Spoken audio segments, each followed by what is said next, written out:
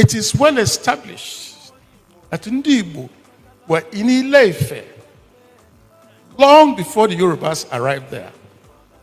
Established. And the authorities that I'm quoting are more Yoruba than anybody else. Ndi Igbo were there and dominated Ile-Ife. Today, there's still a village in Ile-Ife, which is the remnants of the Igbos who didn't migrate away.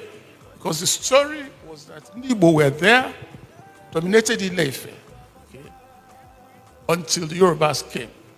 Then, by cordial relationships and all of that, Ewesebo on who to succeed, or and so on.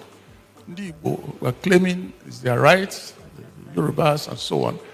And Ndi Igbo started attacking the Yoruba elements.